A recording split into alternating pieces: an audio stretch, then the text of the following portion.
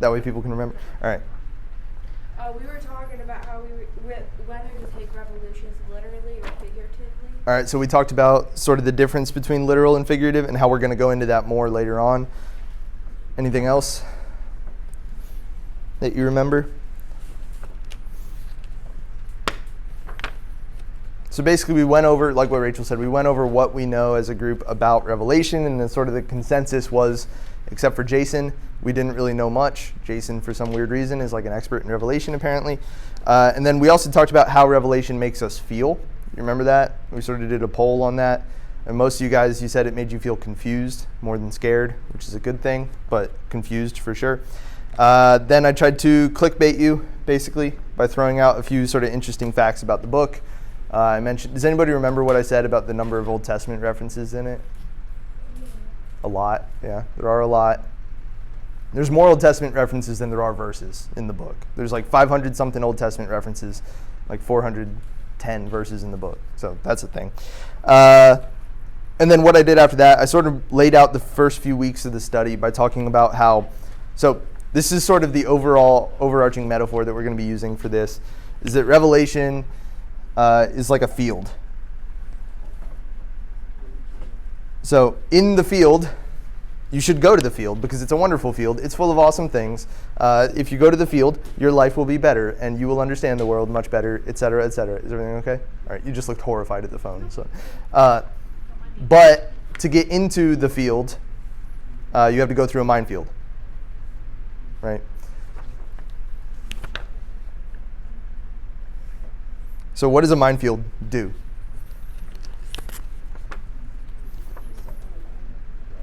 Yeah, if you step on the mine, you blow up. Like, what is it that makes a minefield dangerous, specifically? You don't know where the mines are. I'm sorry, I'm trying to get this out of my face. All right, you don't know where the mines are. That's part of it for sure. What else?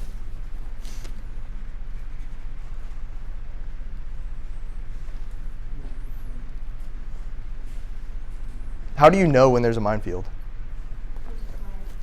There's a sign. All right, what if ideally there's not a sign because you don't want to lay a minefield and then tell your enemies like, hey, minefield right here, right? So you can't tell that there's any danger, right? You can just walk into a minefield and just be like, la-di-da-di-da, and then all of a sudden you have no legs, right?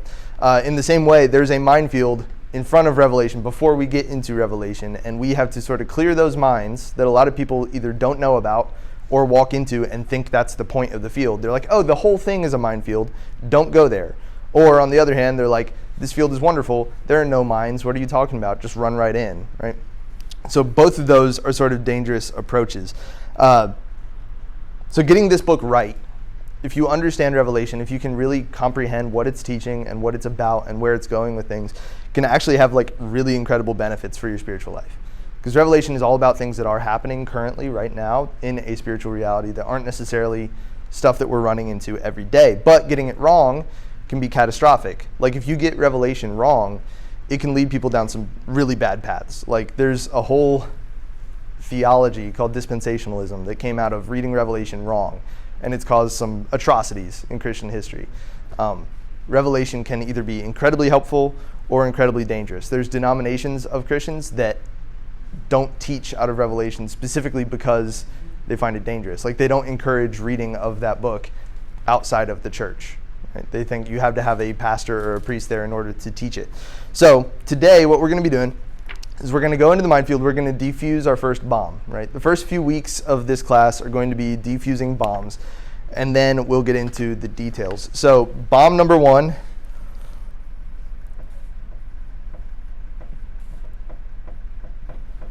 is, if I can write on this,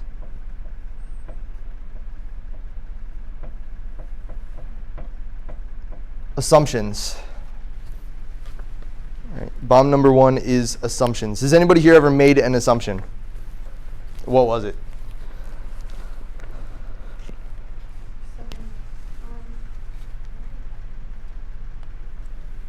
You say 7? There's so many. Oh, okay. Does anybody remember an assumption you've made? Thought a class would be easy. What made you assume that the class would be easy?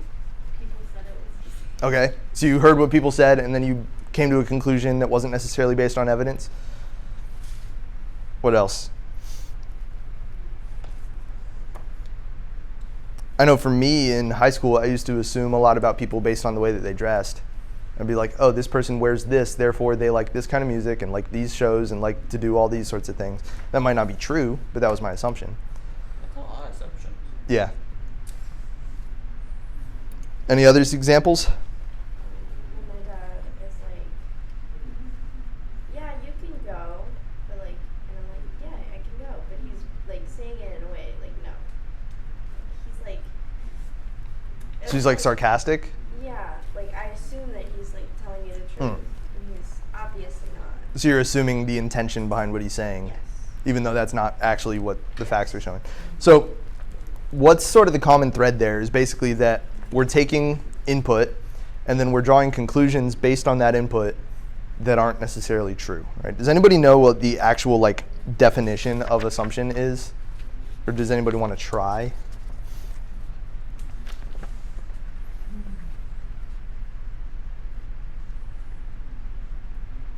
All right. It's Weighty Cakes. Hi, Weighty Cakes. Weighty Cakes, grab a Bible, grab a journal. If you might already have one in there, but if not, I should have one. go for it. All right, so here you go. Definition of assumption. This is definitely something to write down as we get in.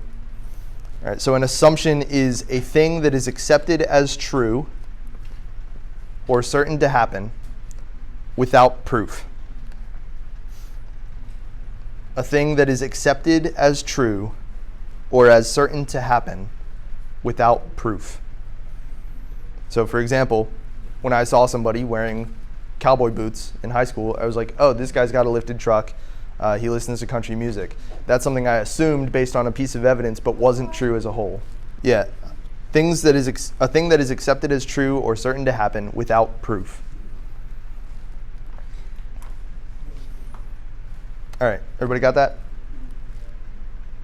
Okay, so we come to the Bible with a lot of assumptions. Like if we're completely honest with ourselves and with everybody else, we come to the Bible with a lot of assumptions. And that's kind of dangerous because that means that we're assuming what the book we're reading will talk about, right? Why is it dangerous to assume things of people? Okay, you're usually wrong. What else? Dangers of assuming. You don't know what you don't know. You don't know what you don't know? It can lead to more assumptions, like lies can lead to more lies. Yeah. So your assumptions can lead to other assumptions and just make a big pile of assumptions. So if it's dangerous when we're talking about people, when we're talking about world situations, it's equally dangerous when we bring assumptions to Scripture, right? If I assume that the point of Romans, this is a thing a lot of people do. If I assume that the point of the book of Romans is to prove predestination, I'm going to see predestination everywhere I look in Romans, right? Has anybody ever had this experience where like you're convinced that somebody doesn't like you, and then you look for the proof that they don't like you, and then you see it everywhere? It's like, well, they didn't hold eye contact with me for 2.5 seconds, right? Or like, well, they turned slightly away from me when we were standing near each other, like that sort of thing. Or you like Google body language so you can have proof that this person doesn't like you. Has anybody ever done that? When you come into a situation with an assumption, you'll find proof for that assumption, right? A lot of times. But we can't do that with Scripture because Scripture has to speak for itself. And Revelation is one of those books that we have a lot of assumptions about. So what are some of the questions that people assume Revelation answers? What are some of the questions that people assume Revelation answers?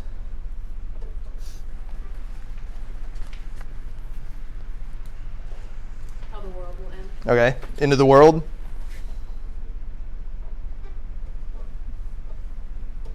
What will happen to the Christians? Okay. So I would say like fate of Christians.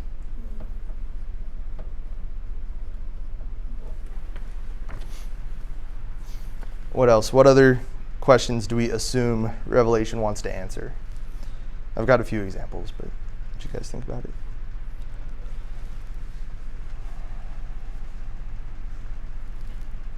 Why we're here? Okay. Do people assume that of Revelation, or do you think people assume that of other books of the Bible? I mean, I guess it's kind of the whole Bible. Okay, yeah. That's true for sure. But let's keep it focused just on Revelation. What have you heard people assume about that? And we sort of, were you there last week?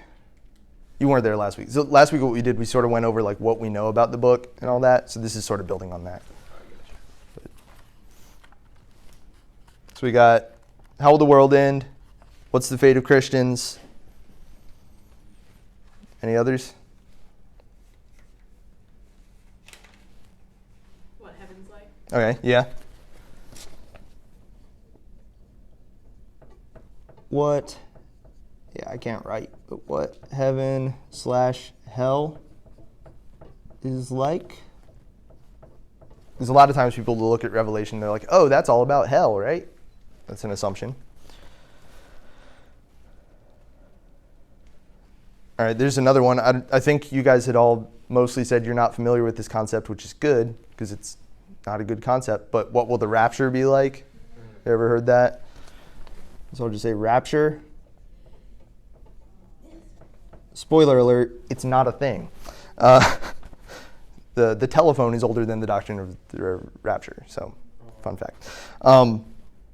What about, are we living in the end times? Anybody ever thought about people looking at Revelation and be like, oh, this is a sign of this. This person is a symbol for Russia and all this sort of thing. This was huge. Like, you laugh now. This was huge in the 80s and 90s. Like, people, like, there's whole genres of books about what were the symbols in Revelation, and are these locusts actually Apache helicopters? That is a real thing. No, they aren't. So are we living in the end times? Those are just some of the assumptions that we bring to Revelation. But what's the problem with assuming those sorts of questions?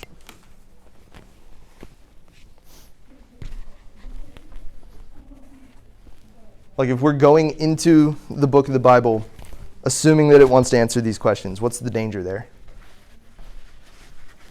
We limit the real message of Revelation? Yeah, you limit the real message, absolutely. Because if you're going into it thinking like, well, it's going to tell me X, Y, and Z, you're not going to notice A, B, and C. What else? Any other dangers you can think of?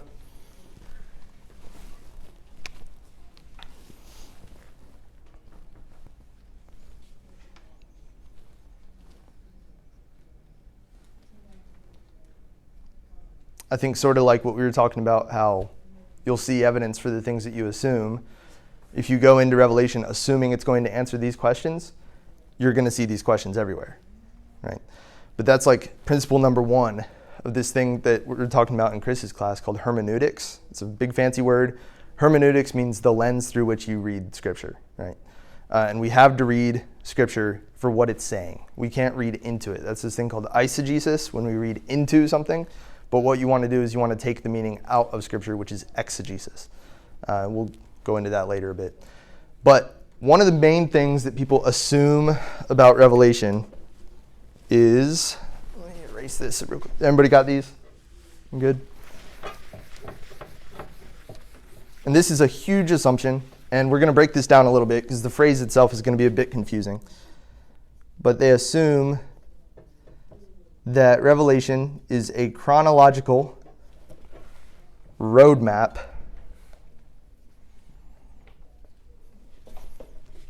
of the future. All right. They assume it's a chronological roadmap of the future. So what does chronology mean? In order.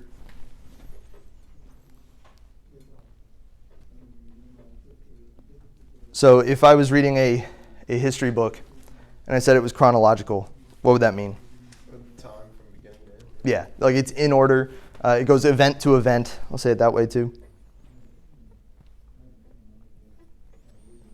I really need to get a better stand for this. It goes event to event, that sort of thing. So if I'm telling you a story, you're going to assume I'm going to tell the story in order. Has anybody ever had a friend that tells stories out of order? I am. I'm that friend. Beatty's that I'm friend. that friend. Beatty will tell the end of the story and then be like, it's funny because X, Y, Z, B. And I was like, but what about C? And she's like, oh. And it's like, that's why it's funny, is because of C, and you didn't tell me C, right? If we think of a story as chronological, if you were to watch a movie, okay, here's an example. You probably have not seen this movie. Have you ever heard of the movie Memento? No. All right, more recent movie, Dunkirk. Anybody seen Dunkirk? All right, you've seen Dunkirk. Harry Styles is in it. Okay, so because of Harry Styles, you've seen Dunkirk. Do you know how it treats time weirdly in that? So like, it's chronological, but not. Like some things that happen on the people on the small boats happens before things that are happening on the beach. They just sort of spread it out in a different way. But stories are normally told chronologically. So when we read something that looks like a story, us as Western modern people, we assume it will be chronological. So there's that. What is a road map? A map of the road. It is a map of the road, but like what does that do for us? Like shows you where to go. All right, it shows you directions, it shows you where to go. Specifically, it tells you what you're going to see next, right? So we'll say it this way. A roadmap is a tool to help see future events. So like if I am driving down the road, and it's kind of a dated reference now, but if I've got a road map, and the road map says, oh, there's a Burger King on your left, right? I'm going to assume that in the future, I will run into a Burger King, right? That's what a road map does. It's sort of, if you want to say it, like you go on Google or Apple Maps or anything like that, and it's like search for restaurants nearby. It's telling you what you will encounter in the future. So that's a road map. One way to say this is it's like a sequence of events that unravels the future for those who can see the map clearly, right? So for the of the future part, it sort of makes us assume that if we think the book is a chronological roadmap of the future, it makes us assume that the book is about the future, right? Does that make sense? So like if we're seeing like, here's a story, it's referencing things in the future, it must be predictive, right? Like here's what's going to happen in the future. So we'll say that it unravels future events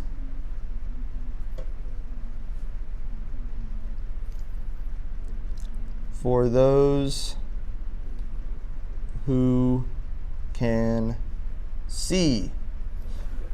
And the for those who can see thing also throws a wrench into things because we assume that, oh, it's a road map. I have to be able to read the map in order to see what's coming up, right? And if I don't know how to read maps, I can't do it. So therefore, only certain people can read Revelation, which is an interesting approach for sure.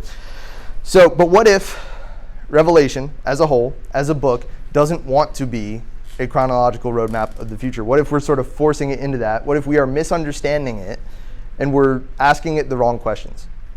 What if asking those questions about like how will the world end, what's the ultimate fate of Christians, all that sort of thing, what if that's not what the book wants to be telling us? Sort of rhetorical question, but what do you guys think? Does that mean we're wrong? Does that mean that the book is wrong? Like what do we do if we're asking Revelation the wrong questions?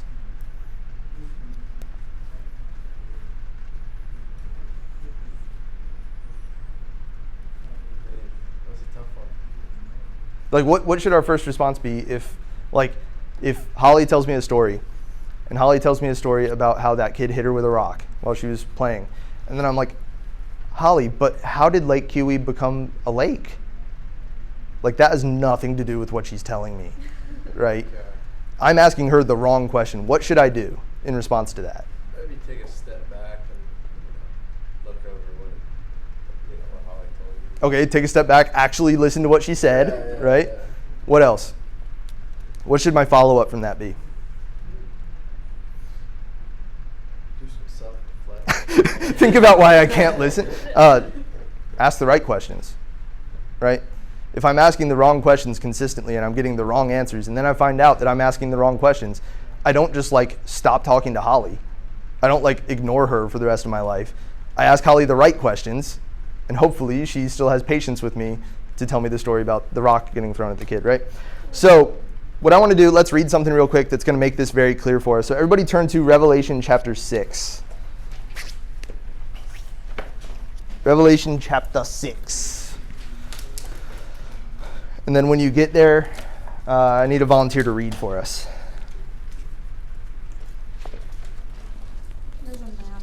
There is a map.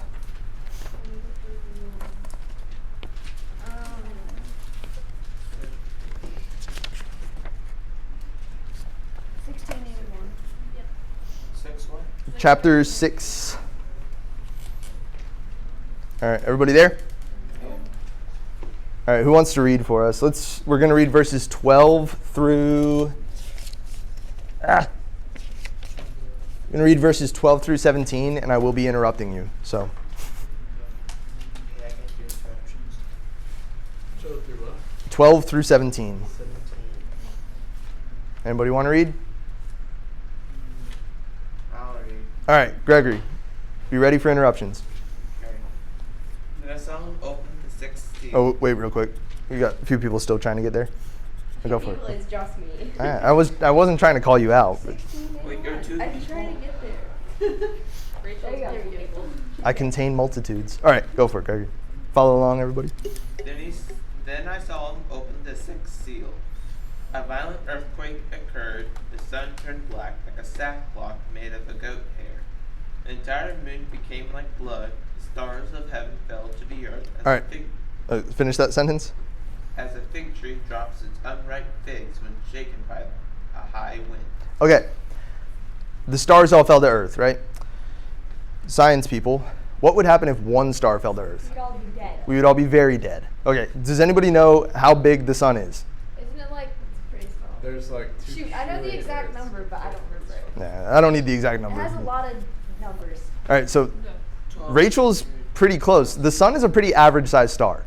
It's not a massive star. Like our sun is like, it's pretty cool actually, which is why it allows for life where we're at. So about half stars are smaller than the sun, half stars are bigger than the sun. How many Earths would fit across the sun in diameter? Isn't it like 200 something? 1,000. That's Yeah, what I said. 1,000. Yeah. If you put an Earth and an Earth and an Earth side by side, there would be 1,000 Earths just in the diameter of the sun, let alone the whole volume of the sun. Yeah. What happens if the sun falls to Earth? We all do that. The sun is fine. The sun has no problems at all. We're just like a ball of plasma, right? So that's what happens when one star falls to Earth. What does it say? How many stars just fell to Earth? All of them? All of them. Okay. If all the stars have fallen to Earth, what is John describing here? All right, the end of the world, exactly. The end of the world is in chapter 6 of Revelation. So that's a thing. How does that cause a problem for this chronological roadmap of the future? Because it's already the end in chapter 6.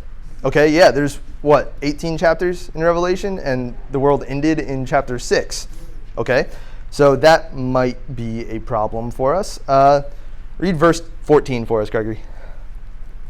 The sky separated like a scroll, being rolled up, and every mountain and island was moved from its place. All right. What would happen if every mountain and every island was removed from its place? Anybody who knows like climate science and stuff. This one's a bit trickier. They'd increase, right? So if you get rid of all the islands, it raises because some of it is liquid, all that stuff. And remember, the sun also just fell onto the earth. So there's that. So if you get rid of all the islands, all the mountains, everything flattens out, the water goes everywhere, right? What is that describing? Flood? A flood, but what is that describing though? Yeah. Could you live if all the mountains and all the earth and all the islands went away? No. Like based on climate science, all that sort of stuff, we're saying if the ice caps melt enough that the sea level rises like 3 inches, it could cause devastating stuff for the earth. This is saying all of it is gone. So what is John describing here? The end of the world. Okay. Next verse, he's describing the end of the world in 2 ways, right? Okay, now read verses 15 and 16 for us, Gregory. 16, 15. 15 and 16. Not backwards. Then the kings of the earth, the nobles, the military commanders, the rich and the powerful, and every slave and free person hid in the caves and among the rocks of the mountains. And they said to the mountains and to the rocks, Fall on us and hide us from the face of the one seated on the throne from the wrath of the Lamb. Okay, there's a couple of problems with this verse. What are the problems with this verse? Didn't they just say they were taking away the mountains? The mountains are gone. Exactly. The mountains are gone, but now all these people are hiding in the mountains and talking to the mountains. What else?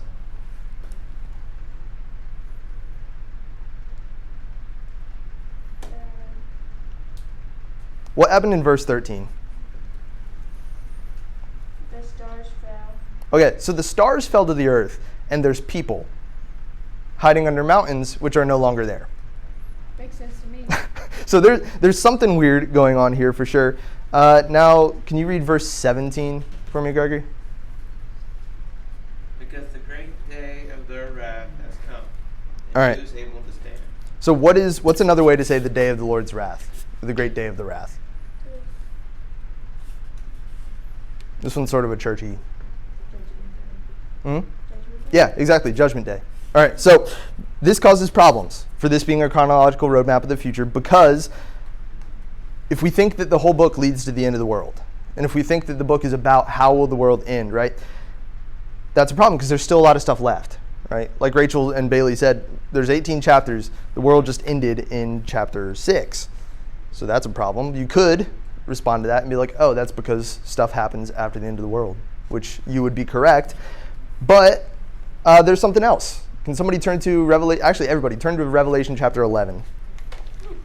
And somebody read verses 17 and 18 for us. I will. Saying, we thank you, Lord God, the Almighty, who is and who was, because you have taken your great power and have begun to reign. Sorry. The nations were angry, but your wrath has come. The time has come for the dead to be judged and to give reward to your servants, the prophets. All right, so what is happening here in this verse? What is God doing?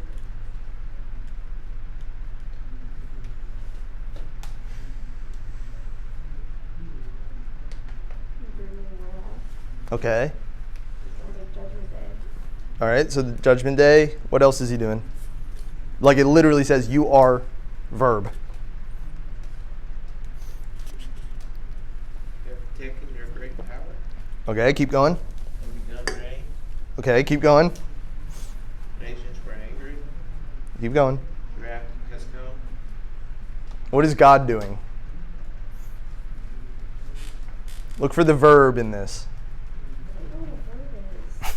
A verb is an action word ending in ing. God is punishing us. Give the... He says judging. He says you are judging the dead, right? So that is, as Rachel said, that's Judgment Day. Again.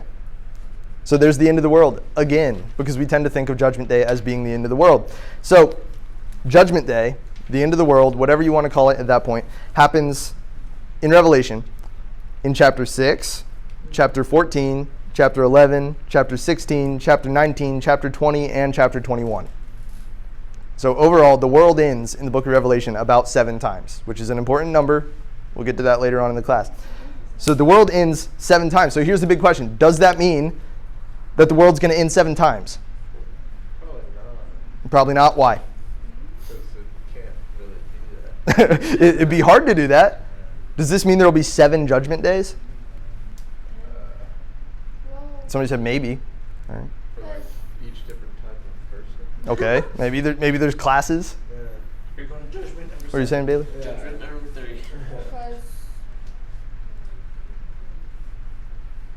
I don't know. Yeah, this one's kind of a brain breaker. Theory. Or what's your theory? So what if, like, one Judgment Day happens and then time restarts and then it happens again? Yeah. Okay, is it What like about that? And then is it again. like Buddhism, or like everything's on a wheel and it just starts over and over? Not like a wheel. It's like, you know how, well, this doesn't really make any sense because the sun will eventually die. But like, you know how with the sun there's like cycles Mhm. and then it's like small again. Okay. And then just kind of starts over until it dies. Yeah. Like what if it's like that? Okay, that's an option. Because like, you know with like a supernova sometimes you can like create other. Yeah. So if that's the case, where did the extra people come from? God made Yeah. them. God made us. Just over and over again? Yeah. He just... Even though he says he wouldn't destroy the world in Genesis? But he's not destroying the world. He is, though. You just saw that the sun fell to the earth. No, because like it fell to the earth and then like Well, eventually. It got better. yeah. So that's destroying the world, right? Okay, so all those answers are a chronological roadmap of the future. Even the ones where it says, oh, it's starting over. That's us reading as modern Western people who want stories to be linear. We're looking at this and we're like, oh, it happened again. It's a cycle, that sort of thing. But what if we are asking the question that isn't there? Like, what if we're asking Revelation a question that it doesn't want to ask? What if we're making Revelation do something that it doesn't want to do? So one last nail in the coffin for the idea that Revelation is a chronological roadmap of the futures. Turn to Revelation 12. And when we get there, somebody read me verses 1 through 4. And I think this will address your cycle theory, Rachel, which is a good idea. 1 through 4. I'll read it. All right. And a great sign appeared in heaven, a woman clothed with the sun, with the moon under her feet, and on her head a crown of 12 stars. She was pregnant and was crying out in birth pains and the agony of giving birth. And another sign appeared in heaven. Behold, a great red dragon with 7 heads and 10 horns, and on his head 7 diadems. His tail swept down a third of the stars of heaven and cast them to the earth. And the dragon stood before the woman who was about to give birth, so that when she bore her child, he might devour it. All right, so who do you think this woman is? She's, if you know, don't give it away, baby. So she's floating on the moon. She's got the sun as clothing. She has stars as her crown, even though the stars just fell to the earth. Who is this? Who do you think? Mary? What? Mary? Why do you think it's Mary? I mean, she's just, she birthed Jesus. Okay, because there's like 2 women in the Bible Yeah. that are famous. All right, any other ideas? You know how there's like a man on the moon? Okay. That's his mom. It's the man on the moon's mom. All right. Yeah, big theory. Any other ideas? Who could this be? All right, let's see if verse 5 helps us. Somebody read verse 5. Oh. Oh, somebody read it. She gave birth to a male child, one who is to rule all the nations with a rod of iron, but her child was caught up to God and to his throne. All right, so God's mom? God's mom. Technically, yes. Okay, so who in the Bible does that sound like? Who rules nations with a rod of iron in the Bible? Hitler. No. Hitler's not the Bible. This is a deep cut. Wow. That's a good question. Who does this sound like? Who else do we know of who is born, who's attacked, who's threatened by a serpent-like enemy, and then is taken up to God? This sounds very familiar. I just don't know what it is. Rod of iron. What does that mean? Jesus. I thought that I was so scared. No, you're right. It's Jesus. Okay, so Psalm 2, if you want to do some extra homework, do this. If you look at Psalm 2 is a messianic prophecy. And one of the things in there is he will rule the nations with a rod of iron, and there's lots of other stuff. So we talked about how Revelation has like 517 references to the Old Testament and like 400 something verses. This is one of those references. Rod of iron, when his audience heard this, would have been like, oh, the Messiah. So everything about this, okay, it's Jesus. So what's happening here? Is Jesus being born as a baby again by a star woman? Wait, who's this? What? Who's the star woman? Mary. Okay, so the fact that she's giving birth to Jesus sort of makes us think it's Mary, right? So is Jesus being born again by a star woman? Like, what's happening here? I don't know. This is just the first. There's a dragon trying to eat him? Yeah. Wasn't there a dragon trying to eat you when you were born? This is just the first recorded like LSD trip. No, that was Ezekiel. Could this mean that he's coming again? Is he being born again? Like literally being born again? I'm like thinking coming like a back. different way. John Like, was could just- he be telling us that he's coming back again? Yeah. Okay, so maybe it's metaphorical. Is that what you're saying? Yeah. Yeah. All right, what else? That makes sense. I'm just so I don't lost. think he's being born again. Okay.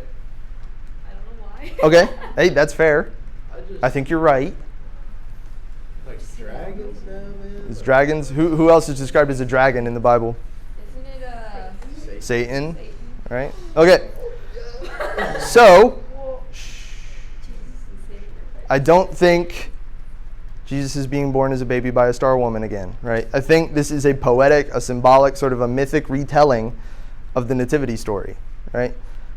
So there's this, what's being described here sounds a lot like the story where Mary is told that she is going to give birth to God in the flesh, and then Satan is like trying to kill her and all this sort of stuff. Like Herod came and tried to kill all the newborn babies, and then it says she was taken out into the wilderness.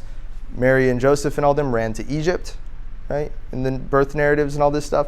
This is Jesus. So if Revelation is a chronological roadmap of the future, Jesus isn't being born again, and by chapter 12, the world is ended twice already. So does that mean, why is the world ended twice before Jesus was born, if this is a chronological roadmap of the future? Maybe the world isn't ending. Maybe the world isn't ending. What do you mean? I don't know. I just think it is. It's being Yeah, it's just recycled. like our tiny human brain cannot comprehend. But I mean, like, they literally just said the world ended. So, like, Maybe the that's like Simpsons read on. figurative.